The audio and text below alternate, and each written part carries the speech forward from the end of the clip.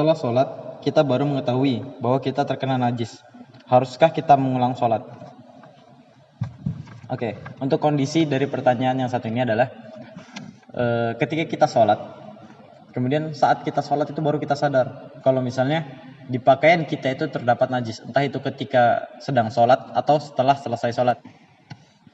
Nah, jadi ketika pakaian seseorang terkena najis dan dia baru mengetahuinya setelah selesai sholat, maka sholatnya sah dan dia tidak perlu mengulanginya.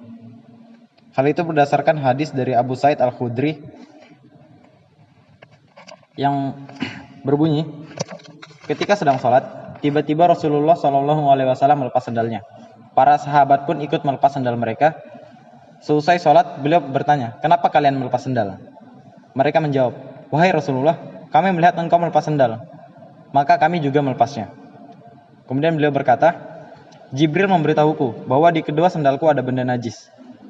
Jika salah seorang dari kalian datang ke masjid, hendaklah membalik sandalnya dan melihatnya.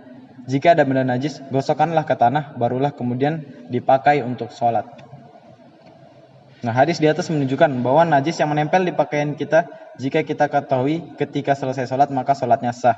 Karena Rasulullah tidak mengulangi sholatnya ketika baru mengetahui kalau sandalnya ada najis. Nah,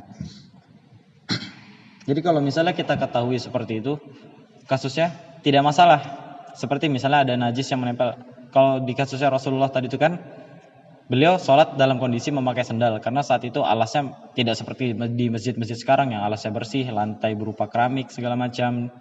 Saat itu sholatnya masih memakai sandal.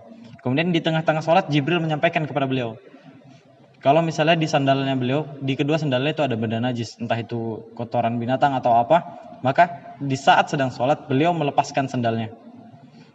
Dan beliau sama sekali tidak mengulangi sholatnya. Maka dari itu, kalau misalnya kita tengah sholat atau selesai sholat, kemudian kita baru sadar entah di baju kita itu tertempel benda najis atau di celana kita, maka itu tidak membatalkan sholatnya dan sholatnya tetap sah.